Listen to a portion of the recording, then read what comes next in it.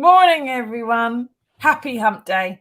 Welcome to the news agenda with me, Fleet Street Fox. And today I'm joined by the Mirror's deputy political editor, Ben Glaze. Morning, Ben. Hello, good morning. Bright and breezy, I can see. Now, this is the People's Paper Review, the Paper's People Review. So get into the comments, ask us your questions, and ask us whatever's burning a hole in your head, and we'll try to answer it for you. We can't answer them all, but we will answer the best ones. So what have we got today? Well, the Mirror has splashed on a great picture of the Prime Minister on the terrace of his free Marbella holiday villa, doing what every pale imitation of a new father would do, and setting up an easel to paint somewhere out of the sun, long way away from his family. Now, what's particularly striking about this image is that he's gazed around, he's hunted, Ben, he's looked quite carefully to find the perfect view in which he could paint and commit to canvas to be there forever. And whatever he's painting, it's got a mirror photographer smack bang in the middle of it. But I've got two questions here, Ben, really. Firstly, how is this holiday going down in Westminster? And secondly, is he painting a bus? Well, we can assume there probably isn't a bus visible from the luxury hideaway that the Prime Minister is at, which belongs to his great friend, the Environment Minister and former Tory MP, Zac Goldsmith. That would be the same Zac Goldsmith who lost his seat a couple of years ago, but no worries, because the Prime Minister then gave him a peerage and put him in the House of Lords. The Prime Minister is at this luxury pad, set in 600 acres on the Costa del Sol. And what I particularly love about the picture is the way that Boris has decided to dress like a painter. He's wearing this white shirt, sleeves rolled up, shirt untucked, whatever he is painting. And now, it could be anything, couldn't it? Right? It could be the Vista. It could be Carrie and little Wilf. We know Carrie's heavily pregnant at the moment, so we could be trying to capture that particularly special moment. I don't think she's within earshot. No, probably not. Whatever he's doing, I'm not the world's greatest artist, it has to be said. I hated art at school. I do like looking at landscape paintings, not so much portraits, but whatever it is, it's quite small. Because if you look, the back of that easel, it's only, I don't know, it's about 7 or 8 inches high. So it's probably quite a small painting that he's doing. And of course, he has a heritage of artistry, if one can call it that, because his late mother, who died only a few weeks ago, Charlotte Valls, she was, of course, quite a famous artist and had lots of exhibitions in this country. And of course, the Prime Minister, who fancies himself as Winston Churchill, a great wartime leader. Boris Johnson thinks he's leading us in the war of COVID. Winston Churchill, also a very accomplished journalist. Boris Johnson, some might have it that he's a very accomplished journalist, albeit not the sort of journalism that you and I would understand, Susie. No, not the sort that actually does need facts. Exactly, and Churchill was also a very good painter. I don't know if you've been to his home in Chartwell in Kent, and just outside the M25. But some of his paintings are actually displayed there, Churchill. So perhaps Boris sees this as another extension of his aspirations to be like Churchill. Of course, he wrote a biography of Churchill as well. Well, I don't know which of our snappers is responsible for that shot, but I do hope that if Boris Johnson's painting there ever goes up for auction, that someone at the Mirror, if not that snapper, buys it and puts it on the wall as memorabilia for the time they caught the Prime Minister, the weasel at his easel. And bear in mind, this is also, if anyone is sort of objecting to the Prime Minister being papped, there are some rules about how and when you can do it. You have to usually be on public land. And bear in mind, this is also a villa which a few decades ago, Jemima Goldsmith was very famously papped in with her then husband, Imran Khan. So the Prime Minister and his security team should all have known it was a photographer's field day if he went there. They're very silly. But how is it going down in Westminster? Does anybody object to the fact that this guy is on holiday and we've got all these crises going on? There's never a good time for a Prime Minister to go on holiday because it does open it up to criticism, because there's always something going wrong in the country, isn't it? It's a great job. We do have quite a lot at the moment, though. Yeah. Now, it's parliamentary recess, so MPs are allowed to be on holidays, although they will always have it that they're not on holiday, they're working in their constituencies. Some MPs are still in Westminster because the offices are open, there's still people to meet, things to deal with. Of course, the Prime Minister had to call off his only holiday that he had, basically since the start of coronavirus. He was on holiday at his dad's place in Somerset in August when everything started to go particularly wrong in Afghanistan, the fall of Kabul. There's a Taliban march across Afghanistan, so the PM only had a couple of days there before going back to London. So this is the first chance he's had. Now, speaking personally, I don't think it's an awful thing that the Prime Minister, after what everyone agrees was a hell of a year, almost died from coronavirus, had to deal with this, lead the country through this. You can argue about how good or more likely how bad a job he's done with it. I think it is good he does have an opportunity to recharge his batteries because people don't make great decisions. I mean, possibly his Prime Minister's never made a good decision, but certainly don't make good decisions when they're knackered. So an opportunity to refresh, I think that is fair enough. However, there's lots going on in the country at the moment. There's still fuel shortages in London and the southeast, albeit the situation's eased in other parts of the country. We had this very stinging coronavirus report by 2 parliamentary select committees came out yesterday, which laid a lot of the blame for things that went wrong during the crisis at the door of number 10 and the Prime Minister particularly.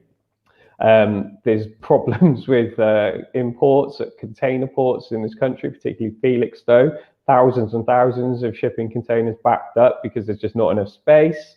And the gas price crisis, I was talking to some industry leaders yesterday, and they are genuinely worried that some factories are going to have to shut down because they cannot afford to run them. They are no longer economical because of the high price of gas, which is feeding through to the high price of electricity, which then makes it unaffordable, really, to keep plants going. So, whilst he's painting, his vision of the sunlit Brexit uplands is all going wrong in the country that he is meant to be leading. It's all very well going on holiday and recharging your batteries, but you don't have to do it in a multimillionaire's villa that was funded via foreign tax avoiding trusts and paid for that way. You don't have to be swanning about. It's him, his wife, and his kid, and accompanying security guards. You need a much smaller villa for that. You don't need this, whatever it is, mansion in the hills. And you can always do it in the UK. There's plenty of nice places. There's plenty of places that could be secure. Although, obviously, tents in fields in Scotland don't tend to stay secret very long. Now, Pete, whose profile picture is terrifying, Pete, please don't do that to us. Can they explain, I presume that those us, why the media will not just call Johnson a liar when it is obvious he has lied? The Mirror calls him a liar, Pete. Other bits of the media don't always, for different reasons. But generally speaking, a lie has to be when you're telling an untruth. So when I say Pete Bartley is really called Tom, right? I know that. Well, I don't know it's an untruth. Actually, it might be. I don't. It might really be called Tom. But if I know that is a lie, then that is a lie to say that and to insist upon it.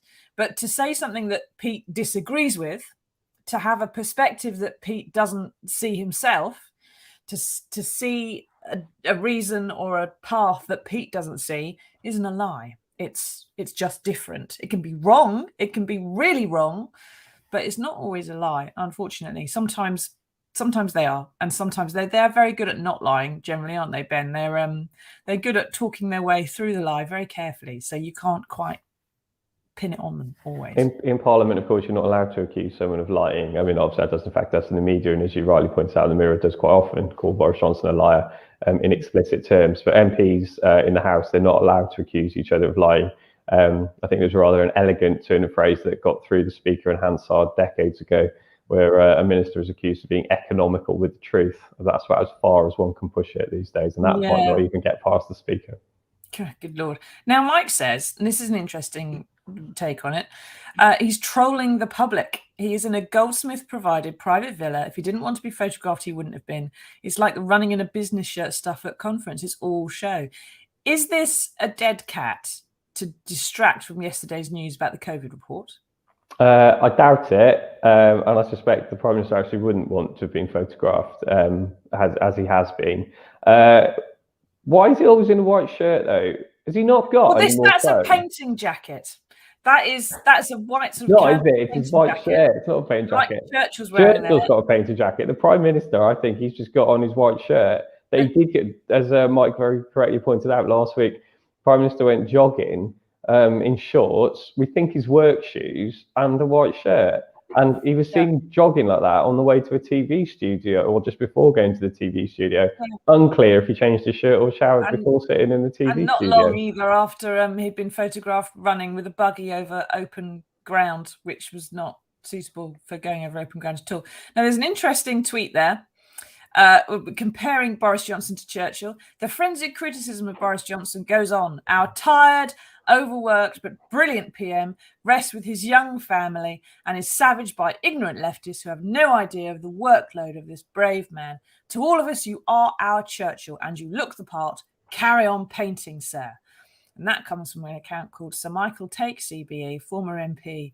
You might want to check the name because I think it's a Mickey take. But that is genuinely what an awful lot of Tory supporters and Tory MPs are saying today, Ben. They're saying what someone can't even parody there without it sounding real, which is that, this is fine. We'll be okay. He's done a sterling job and he needs to take a little rest now, and he's working hard at not doing any work, which I don't personally understand what on earth the PM spokesman is doing with his days if he's saying he's working hard and then there's pictures of him painting a long way from then he's spending time with his family and he's painting. He's nowhere near his family. Anyway, Pearl says he's had a difficult time too, so why not have a break? But he needs to come back and sort things out. No matter what he does, it won't be right. I wouldn't like his job. The thing is, Pearl, neither would I, that this is a job he has striven for and wanted for 50 years. He did know what it involved before he got there. Lisa says, what about the nurses and doctors who could do with a break? But no, they have to beg to get a decent wage. These are the people who need a holiday. They don't sit all day pen pushing. If Zach Goldsmith could let a load of doctors and nurses stay in his villa, I don't believe he does. He normally rents it out for 25 grand a week, something like that. But some of those crises that he's avoiding and will have to come back to, Ben, is on page 10 and 11. Now, we've talked about the stuff in the paper saying that the Tory austerity measures were cutting life expectancy in 1 in 5 areas, mostly in the north, long before COVID kicked in. The unions are begging for help to keep steel furnaces burning because they supply so much of British industry and thousands of jobs rely on them. And here on 10 and 11, there's a good rundown of all the crises we're facing. Bus drivers are disappearing, ports are clogged up, containers are sitting there for 10 days. And over on the right, you can't see it very easily there, but there's a great explainer showing what bits of this are due to Brexit and which are due to COVID. So the pay gap's down to Brexit, the pay gap's down to COVID, the HGV disasters down to Brexit, the labour problem, the rising costs is down to COVID, health and care is down to Brexit, so on and so forth.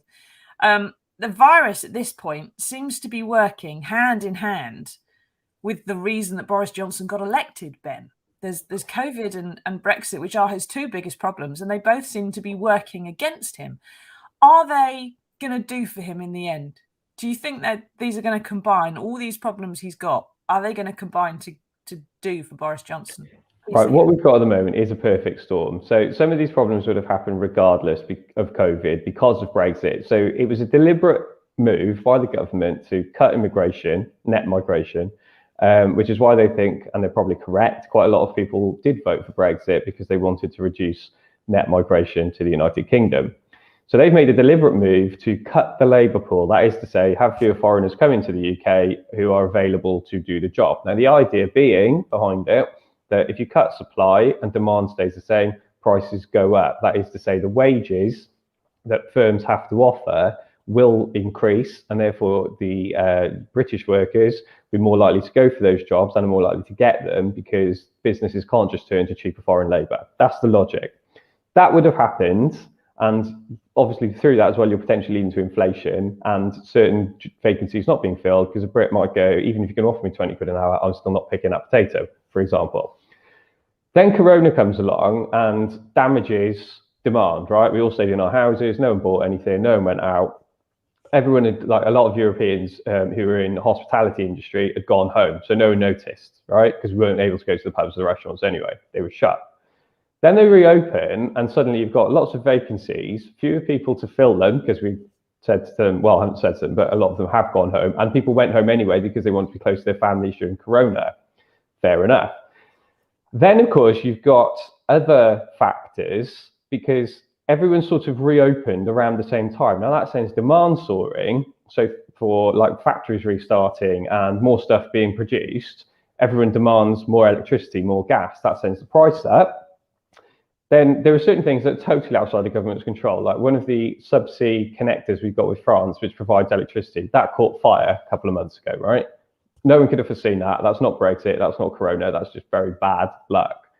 Then, of course, and this is not a massive issue in relation to the shipping container crisis that's now happening. Shipping containers, they've been in short supply across the world since the start of Corona because stuff wasn't moving around so much. They got backed up in certain ports. That's still filtering through.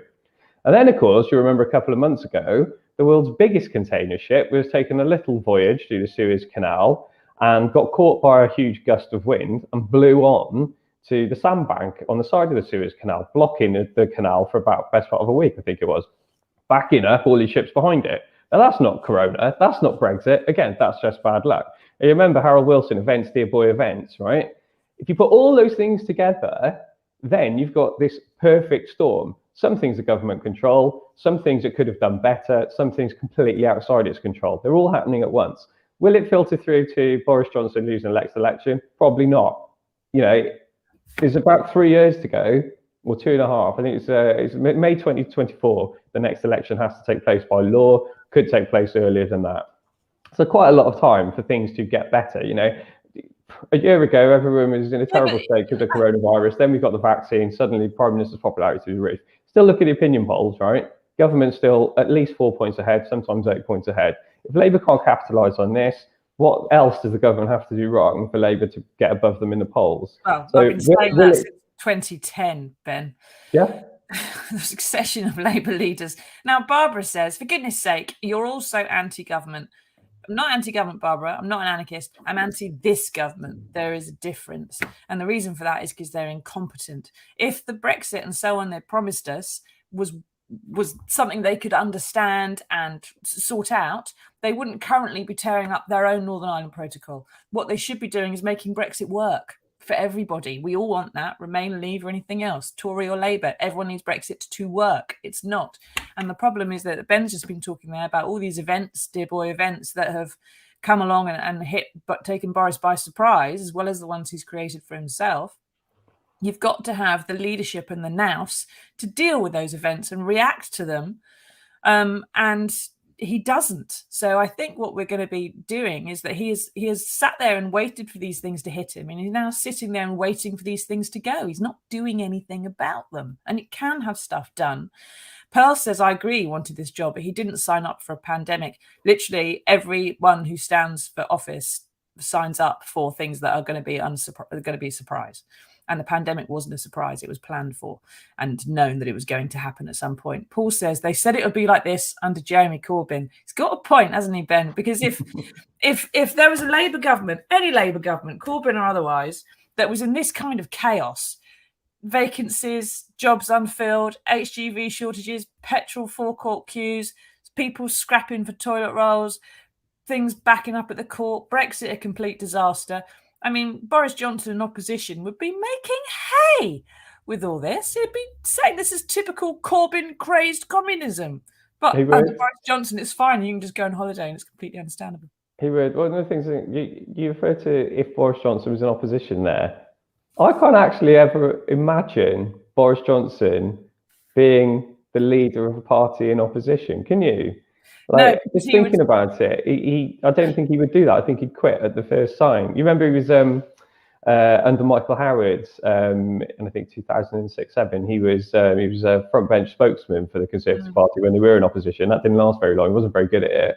I wasn't in covering Parliament at the time, but he wasn't very good at it. Because they weren't in power. He left because he told a lie. Well, what a surprise! Told a lie about his girlfriend and abortions and so on. But he didn't like being on the opposition benches, because he fairly soon quit that and became mayor of London. So he needs to be the centre of attention and wield power for him to survive. I think. I just don't think the graft and grind of opposition politics, I don't think that's ever for him. No, I think he only wants to be in power. And you're right. If they're in opposition, he would be there. He'd be back on journalism and throwing brickbats on the sidelines like the rest of us do. Better for Britain, a regular viewer, still don't know your real name. What's the Labour government? I don't know. Perhaps we'll find out one day. That'd be nice, wouldn't it? But we do have some other stories to talk about and the big picture. And so for another view on the absolute state of the place, former Newcastle United footballer John Barnes says he looks to our government, that one that we've just been talking about as an incompetent disgrace to the entire human race, to be, and I quote, the moral guardians of Britain when it comes to whether the Saudis should have bought his former club for £300 million. I am struggling, Ben, to think of any time when a government was a moral guardian worth speaking of. Have you got anything? I'm not sure whether is John Barnes taking a mick here? Is he being sarcastic? The moral guardians. I'm not au fait with the work of Barnes as I should be, beyond what he does on a football pitch. I think it sounds like he's speaking genuinely there, but he does raise an interesting point, which is that if the government is doing business with the Saudis and not boycotting them, then the football club, which is a big business, has no reason not to do business with the Saudis, do they? Right. To start with, right, I quite like football. I much prefer rugby and cricket, right? Football, anyone who tries to claim that football has morality is nonsense. All this, fit and proper persons test, that's a nonsense, right? It's grasping and everyone signs up for it. My own club, Cardiff City, right, we all hold our nose and get on with it, because we all want to play in the Premier League, all want to win the Champions League and all that sort of thing. But to try and claim there's any sort of morality in the sport, but there isn't, is there? It's football, and in this case, it's franchise football. It's not local people playing for the club anymore. It's not locally owned. It's all just it's a franchise. We'll just sign up in the hope that, and particularly in Newcastle, a deluded hope that they're going to win the Champions League one day, right? And this country has a massive habit of sucking up to the Saudis, right? If you go back the very, very early days of Margaret Thatcher's premiership, right, there was a very controversial TV program called Death of a Princess, right? It was made by, I think it was Thames TV. It went out on ITV.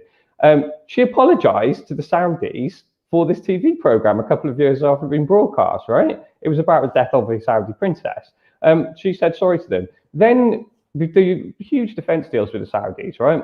There's this one called the Al Yamama deal from the 80s. Hugely controversial, various allegations surrounding the probity of that deal. Still went ahead, right? And part of the reason is because thousands of British jobs relied on it. Now, you can pretend, right, we want to be ethical and moral about all this, or you can go, do you know what, everyone else is doing this, so why should we miss out on the gold rush? Why should we miss out on these thousands of jobs? So you hold your nose and get on with it. And then, of course, the Saudis and Jamal Khashoggi, the journalist who was hacked to death in a Saudi embassy in Istanbul, right? Well, we just let him get away with it. One of the people that Boris Johnson was talking to earlier in the week from his holiday hideaway in Marbella was the Crown Prince of Saudi Arabia. We're still making nice with them. Like, so Newcastle United, John Barnes makes a point. He goes, well, I'll take my lead from the government on this. So who am I to slag off this deal? Fair enough. If he's being serious, like whether he's being serious or not, he makes a very fair point about it. Yeah. Now, crack, I don't even know where to even start on some of that. But Better for Britain, again, they're saying there's nothing wrong with Newcastle's new owners, but no more journalists should be harmed. They weren't harmed, Better for Britain. They were dismembered. They were enticed, locked up, attacked, dismembered. All right. And that's just the one we know about. Homosexuals are flogged and decapitated. Adulterers are stoned. Women who have a miscarriage are accused of aborting their child and punished for it. And let's not forget, I'm assuming as being called Better for Britain, you're quite a patriotic soul. Let's not forget that the Saudi sect of Islam, Wahhabism, has infected is a revivalist kind of Islam. It's infected a lot of terror groups, Al Qaeda, ISIS, the Taliban. They all follow Wahhabi Islam, and it's damaging us and it's damaging them. It's damaged Muslims all around the world as well. And the Saudis do seed that with their own cash. So it is a thing, let's say. But I think I'm with John Barnes. If we do business with them, we can't really criticize Newcastle for taking the cash. But football is about winning at all costs, isn't it? That's the basic morality, and it seems that we've got a government that takes much the same attitude. So ask us your questions, get into the comments. What do you think about the Saudis taking over Newcastle? Should it have been allowed or not? Do you agree with Ben that they have deluded in their hope of ever getting another trophy? They do have 300 million coming their way, so perhaps they could afford to buy some new players. And the city is about to lose millions in the universal credit cut coming out of its city. So some cash going into some jobs would probably be quite welcome. What do you think about Boris Johnson's painting? Is that okay with you? Are you fine that he's on holiday? Would you like him back here, or are you just relieved that for once he's not running the country into the ground? Are we anti-government? I don't know. Let us know. Get into the comments. Now, we do have some good news before we go, and here it is.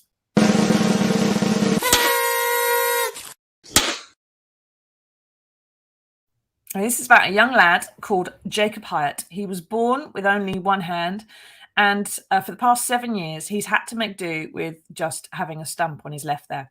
A little while ago, he got to try one, a bionic arm that's been fitted out to look like his hero Iron Man. And his mum says she started crying, and almost straight away he could use it to pick up and drop tennis balls. And she said, I remember him saying, Mum, look what I can do. The whole world is in front of him. So a GoFundMe has been set up. We have a link in the comments. And it's already got £8,000 donated towards his £13,000 target. Now, Ben, doesn't this show that whatever our moral guardian is painting on his holiday, your average British human is decent, kind, charitable soul who just wants to help other people who need our help? Yeah, I love this story. Little Jacob, 7 years old. You look at him with this prosthetic, bionic limb. And yeah, as the story says, he's a big fan of Iron Man, and it's been decorated to look like his hero. So we can only hope that some people out there are able to help his family's fundraising appeal and find this £13,000 so that he's able to have this bionic arm permanently. Because we can see from the story what a difference it would make to Jacob and to his family. Exactly. I would just be marvelous if we can do that for him. Like I said, there's a link to Jacob's GoFundMe in the comments, so click on it and give him a £5. It wouldn't hurt you, and it would help Jacob enormously. I very much doubt that the government is going to fund people's bionic limbs, as they probably should be doing. Now, Becky says the government is a total shambles. Becky, I think you're anti-government. The government's a total shambles. Boris is an utter embarrassment and doesn't give a damn. But the shipping container crisis is also happening in America. People need to see a bigger picture and agenda. Boris and Matt's handling of the care homes was nothing short of genocide. That's the thing that's on that spread. which says that some of this stuff is Brexit and some of it is COVID. The container problems, which Ben really wisely sort of summed up for us there with the Suez Canal blockages and everything else, is worldwide because we have a globalized economy. But what happened right here is the care homes, and that's these guys. That is absolutely bang on their record, I'm afraid. Mary says, in my opinion, he ran off to hide in holiday on a villa, most likely paid for by taxpayers' money, because he knew the news would break about the absolute show. We can't swear. Facebook cuts us off. He's made of managing the pandemic. All those needless lives lost because he couldn't make the right decision. Taxpayers' money, Ben. He's going to have to declare this at some point, isn't he, as to how much it was and who paid for it. Yeah, we actually understand from number 10 that it wasn't. Oh, Ben's suddenly frozen. We're never going to know what number 10 said. Ben, can you hear us? I think Ben's just frozen solid. There you go. The government knew what Ben was about to tell us and has cut him off mid chat. So he's going to have to sort of perhaps save this, perhaps get into the comments later on and tell us what number 10's told us about the Boris's holiday. He is going to have to put it in the register of interest and declare it. It could well be either a gift from Zach Goldsmith, who normally rents that villa out, or it could be that he's paid a small contribution towards it, as he did with Mustique. He paid about 15 grand of a 30 grand cost or something for Mustique. But again, it's come out of his salary if that's the case, if there's any of it left. So it probably is taxpayers' money at the end of the day. Ewan says, is it correct this is Johnson's 5th paid for holiday, the last one being 5 weeks ago? It was 35 days ago. It was to the West Country and it ended after a day. So I don't think when you're Prime Minister you have to cancel your holiday. You can claim it on your travel insurance. But yes, he does have a lot of holidays. It is a busy job. It is quite difficult, but we all have busy, difficult jobs, don't we? We all suffer a little bit with work in the pandemic. Some of us have had COVID, some of us haven't, and we don't all get to swan off when it's difficult. So I don't really see why the Prime Minister should. Thank you, everyone, for watching. Thank you, Ben, for joining us. I don't think he's coming back. It's just wearing slowly. We will see you again next Monday for another edition of the News Agenda. In the meantime, don't forget Jacob's Arm. Don't forget the British people are better than our government. Bye-bye.